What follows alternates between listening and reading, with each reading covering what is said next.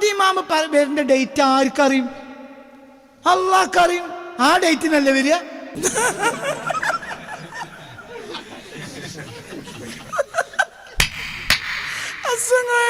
ചോദിച്ചു, എപ്പോഴും മരിച്ചിട്ടില്ല. ഓനപ്പോഴും എന്താണ് അപ്പം ചോദിക്കാണ്, ഇക്കൊല്ലം നമുക്ക് 30 കിട്ടൂലേ? അങ്ങനെയാണ് ഇപ്പൊ ഇമാം മഹദിനെ ചോദിക്കണത്. ഇമാം മഹദി റളിയല്ലാഹു അൻഹു വരും. അതിന് എന്ന് വരും നിങ്ങൾ എന്നോട് ചോദിക്കണ്ട. ഇമാം മഹദിന്റെ പണി നിങ്ങൾ എടുക്കണ്ട, നിങ്ങളെ പണി എടുത്താൽ മതി. ഇമാം മഹദി വന്നാൽ നിങ്ങൾക്ക് എന്താ? നിങ്ങൾക്ക് കുഴക്കാൻ വേണ്ടിയല്ലേ നിങ്ങൾ ഇമാം മഹദിനെ എന്നെ ചോദിക്കണത്? അല്ലേ പറയട്ടെ, എനിക്ക് ഇമാം മഹദി ഇന്ന് വന്നോളുന്നില്ല. എന്തുകൊണ്ട്? എൻ്റെ ഡ്യൂട്ടി അള്ളാഹ് എന്നെ ഏൽപ്പിച്ചതാണ്.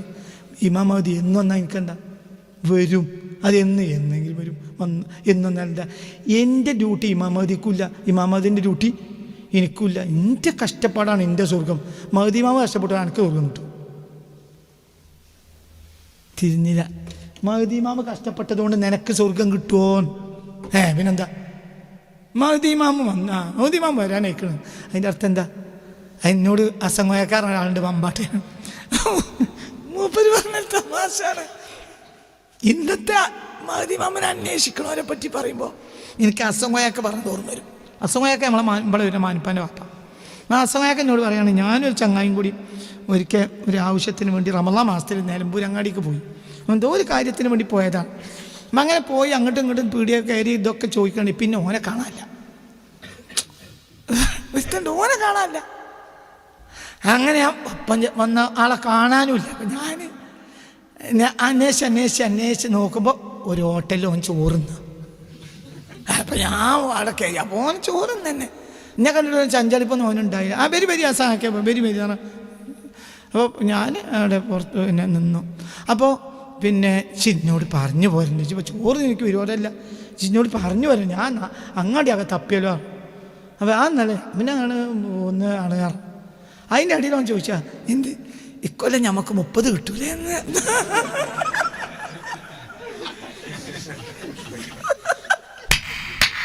അസംഗോയക്കാരോട് ചോദിച്ചു നോക്കി. അസംഗോയ എപ്പോഴും മരിച്ചിട്ടില്ല. ഓനപ്പോഴും എന്താണ് അപ്പം ചോദിക്കാണ്, ഇക്കൊല്ലം നമുക്ക് 30 കിട്ടൂലേ? അങ്ങനെയാണ് ഇപ്പൊ ഇമാം മഹദിനെ ചോദിക്കണത്. അല്ല, എന്റെ പണി ചെടുത്ത പോലെ മഹദി ഇമാമിന്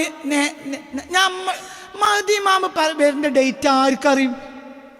അള്ളാഹ്ക്കറിയും. ആ ഡേറ്റിനല്ലേ വരിക? ഇജ്ജെന്തിനു ബേജാറാണ്? ഇജ്ജ് മരിച്ചിട്ട് വന്നോട്ടെ, അൽഹംദുലില്ലാ. എൻ്റെ ഡ്യൂട്ടി എടുത്ത് എനിക്ക് പോയാൽ പോരെ? എൻ്റെ ഡ്യൂട്ടി എടുത്ത് പോയാൽ വല്ലദീന സബഖൂന ബിൽ ഈമാൻ എന്ന മഹദി ഇമാമിൻ്റെ ദുആയിൽ കൂടുമല്ലോ, പോരെ?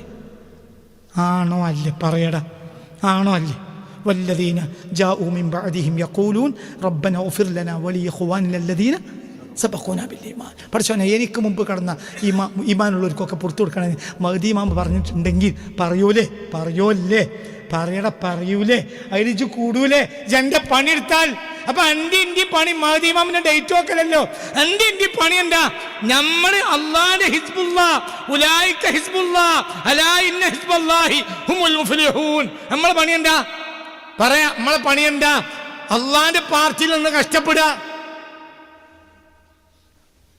മഹദി ഇമാം വന്നോടെ അനക്കണ്ട. നിങ്ങൾക്ക് പറഞ്ഞ മനസ്സിലായോ? അതിനിടയിലൊക്കെ ദുഃഖം. ഒരു യുഗത്തിങ്കൽ ഒരിക്കലോ മറ്റോ തിരുവവതാരം ജഗദീശൻ ചെയ്യൂ. അതിന് മുമ്പിലും അതിനു പിമ്പിലും ചിരിക്കുമർത്യർത്ഥൻ ഭരം സുദുസ്സഹം. ഉള്ളൂരിൻ്റെ ഒരു കവിതയാണ്. അതിനു മുമ്പിലും അതിനു പിമ്പിലും ചിരിക്കുമർത്യർത്ഥൻ ഭരം സുദുസ്സഹം. അവതാരം എന്ന വിശ്വാസക്കാരനാണ് ഉള്ളൂര്. പരമേശ്വരിയുടെ കവിതയാണ്. പക്ഷെ ആ കവിതയിൽ ഒരു അർത്ഥം കിടക്കുന്നുണ്ട്. ഒരു നൂറ്റാണ്ടിൽ ഒരാളെ വരൂ, അവർ പറയാം അവതാരം. നമ്മൾ ആ അവതാരം എന്ന് മാറ്റുക. ഒരു മുജദ്ദിദ് ഒരു നൂറ്റാണ്ടിലാണ് വരിക. മനസ്സിലാണോ പറഞ്ഞത്? അതിന് മുമ്പിലോ ഒരു വന്നവിടെ എല്ലാം ശരിയാവും. ഉള്ളൂർ പറയാ അവർ അവതാരം വന്നാൽ ശരിയാവും. നമ്മൾ അതാണ് മാറ്റിയിട്ടൊരു മുജദ്ദിദ് എന്ന് വെച്ചാൽ അവസാനത്തെ മുജദ്ദിദാണ് ആര്? ഇമാം മഹ്ദി. അതിന് മുമ്പിലും അതിനു പിമ്പിലും ചിരിക്കുമർത്യർത്ഥൻ ഭരം സുദുസ്സഹം. അതിന് മുമ്പുള്ളവൾക്ക് സുഖവും ദുഃഖവും ഒക്കെ സമ്മിശ്രമായി കിട്ടും. ചിലപ്പോൾ നീണ്ട ദുഃഖം ഉണ്ടാവും, നീണ്ട വിഷമം ഉണ്ടാവും. കാരണം വരേണ്ട ആൾ വന്നിട്ടില്ല. അപ്പോൾ നമ്മൾ വിഷമമുള്ള കാലത്താണ്. മദീമ വന്നാൽ ഇതൊക്കെ മാറും. ഭൂമിയിൽ യംല ഉൽ അർദിലൻ, ഭൂമിയിൽ എന്ത് നടക്കും? നീതി നടക്കും. അപ്പോൾ നമുക്കൊരു പേടിയില്ല. അരി കിട്ടിയില്ലെങ്കിൽ എന്ത് കിട്ടും? നീതി കിട്ടും. മനുഷ്യന്മാർക്ക് വേണ്ടത് അരിയല്ല, എന്താണ്? നീതിയാണ്. അതിപ്പോൾ കിട്ടാല്ല. മദീമ വന്നാൽ ഇങ്ങോട്ട് നോക്ക്. മദീമ വന്നാൽ ഇങ്ങോട്ട് നോക്ക്. മദീമ വന്നാൽ നീതി നടക്കും. അതുവരെ നീതി ഉണ്ടാവില്ല, കഷ്ടപ്പാടുണ്ടാവും. അപ്പോൾ ആ കൂലിയും കൂടി നമുക്ക് കിട്ടും. അപ്പം നമ്മളിപ്പോൾ മദീമാം ഇല്ലാത്ത, ഇങ്ങോട്ട് നോക്ക്, മദീമാം ഇല്ലാത്തൊരു കാലത്താണ്. ആയിക്കോട്ടെ, അത് നല്ലതല്ലേ? എന്തുകൊണ്ട്? അപ്പം നമുക്ക് എന്താ എന്തിന് കഴിഞ്ഞു? കഷ്ടപ്പെടാൻ കഴിഞ്ഞില്ലേ? ഇജാ മറ്റേ പാർട്ടിക്കാരെ കൂട്ടത്തിൽ പോയി സിന്ദാബാദ് വിളിക്കേണ്ട ചങ്ങായി, തലയിൽ കെട്ടിയാരെ നിങ്ങൾ ആക്ര നാശാക്കണ്ട. എപ്സ്റ്റീൻ ഫയൽസിൽ പേരുള്ളവരെ നാട്ടിൽ പോയിട്ട് അവർക്ക് അമ്മായിയായി നിൽക്കണ്ടട്ടാ, നിങ്ങൾ കുടുങ്ങും. അള്ളാഹുവിൻ്റെ പരിശുദ്ധ കഅബാലയത്തിൻ്റെ കിസ് വരെ മാനം കെടുത്തിയ പാർട്ടികൾ, ആ പാർട്ടികൾക്ക് ഇജ് സിന്ദാബാദ് വിളിച്ചു ഓലെ അമ്മായിയായി ഇജ് നടന്നാൽ അള്ളാഹിൻ്റെ ഹിസ്ബ എങ്ങനെ ഇജാകുക? ഇജടാ ശൈത്താൻ ഹിസ്ബല്ല. ആരെ പേരൊക്കെ ഇതിലില്ലാത്ത ഇജ് ശൈത്താൻ ഹിസ്ബല്ലേ? എൻ്റെ തൊള്ളയിൽ അള്ളാന്നാണെങ്കിലും എൻ്റെ മനസ്സ് ശൈത്താനല്ലേ? അള്ളാഹു നമ്മളെ കാത്ത് രക്ഷിക്കട്ടെ. ചിന്തിച്ചോളി.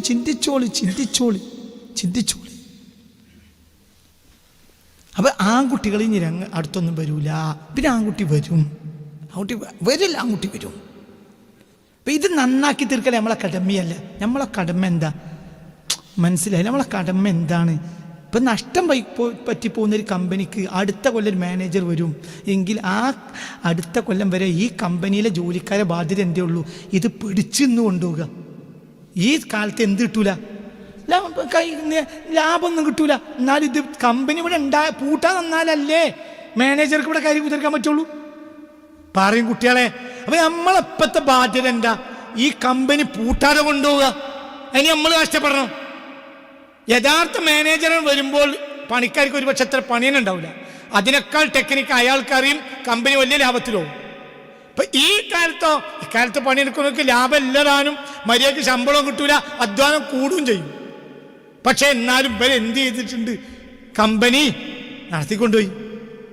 യഥാർത്ഥ നല്ല മുതലാളിമാരാണെങ്കിൽ ഇവരെ ഒരു കാലത്ത് പിരിച്ചുവിടില്ല. കാരണം കുടുങ്ങിയ കാലത്തും ഒപ്പം നിന്നതാണ്. ഇപ്പം ഒരു ക്ഷീണത്തിൻ്റെ കാലാട്. മഹദിമാമ വരുന്നവരെ നമുക്ക് എന്തെന്നെയാണ്? ക്ഷീണമാണ്. നമ്മൾ സഹിക്കണം. ചീത്ത വിളിക്കും, കേൾക്കണം. പച്ച ചീത്ത വിളിക്കും, കേൾക്കണം. ഒപ്പിച്ചൊപ്പിച്ച് കാര്യങ്ങൾ കൊണ്ടുപോകണം.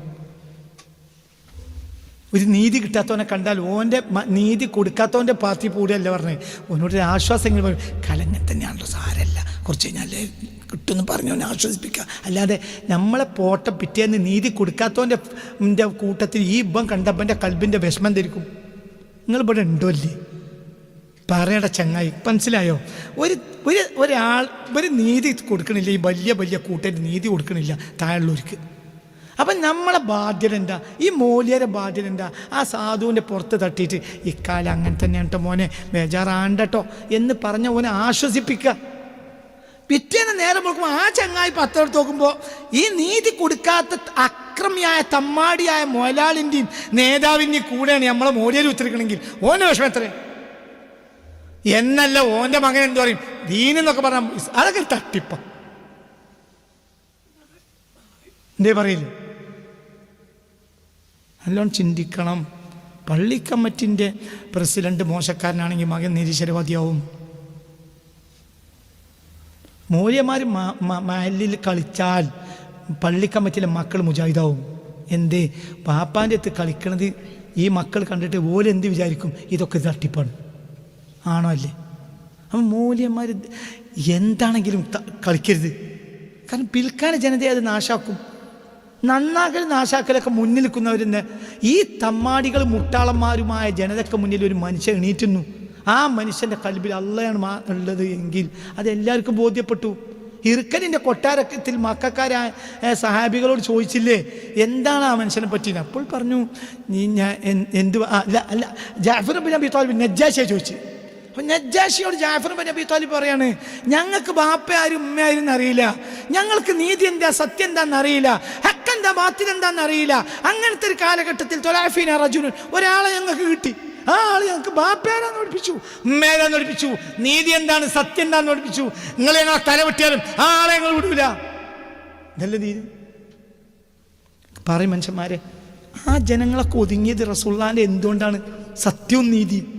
അപ്പോൾ ഒരു ജനത നന്നാകണമെങ്കിൽ നിങ്ങൾ ഒരു വയലും പറയണ്ട, നിങ്ങളൊരു സമ്മേളനം നടത്തണ്ട, നിങ്ങൾ എന്ത് ചെയ്താൽ മതി. അതൊന്നും നടത്തിയോണ്ട് ഒരു കാര്യമല്ല. ആ വന്നവർക്ക് പൊടി മൂക്കുകൂടി കയറുന്നല്ലാതെ. നിങ്ങൾ 10 ലക്ഷം ആളെ കൊണ്ട് സമ്മേളനം നടത്തിയാൽ ആ നന്നവർക്കൊക്കെ പൊടി മൂക്കുകൂടി കയറും, ഈമാൻ കയറൂല. അതേസമയത്ത് മുന്നിൽ നിൽക്കുന്ന ആൾക്ക് ആരുണ്ട്, ഓൻ ഒരുത്തനെയും വരെ വെക്കൂല ആരല്ലാതെ. എങ്കിൽ നിങ്ങൾ ഒന്നിൻ്റെ ആവശ്യമില്ല, ഇവരൊക്കെ ഒന്നോ തന്നെ. ഞങ്ങൾക്ക് എന്താണ് നീതി, എന്താണ് സത്യം, ആരാണ് വാപ്പ, ആരാണ് ഉമ്മ, എന്താണ് ഹക്ക്, എന്താണ് ബാത്തില് എന്നറിയാത്തൊരു കാര്യം ഉണ്ടായിരുന്നു. എന്താണ് ഞങ്ങളെ ഭാര്യ, എന്താണ് മറ്റവൻ്റെ ഭാര്യ, ഞങ്ങൾ കണ്ടതിനൊക്കെ കയറി നടന്നൊരു കാലം ഞങ്ങൾക്കുണ്ടായിരുന്നു. ആരെ മുതൽ ഞങ്ങൾക്ക് ബോധമല്ല, ഞങ്ങൾ എന്തിട്ടാലും എടുക്കും. അങ്ങനത്തെ ഒരു കാലം ഉണ്ടായിരുന്നു. അപ്പോൾ ഞങ്ങളുടെ ഒരു ആൾ വന്നു.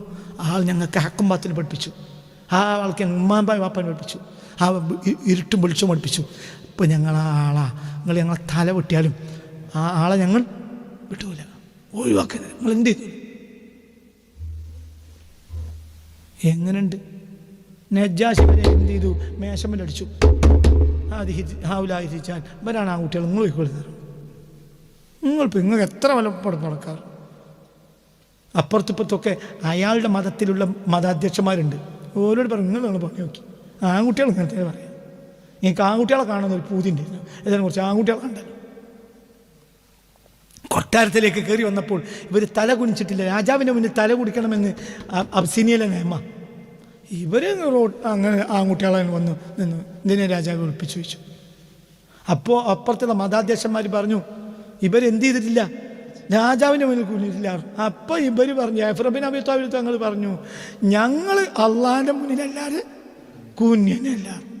ഫലയക്കുൻ ഫീ മായക്കുൻ, എന്നിട്ട് ഉണ്ടാണൊക്കെ ഉണ്ടായിക്കോട്ടെ. ഇതാണ് ആൺകുട്ടി.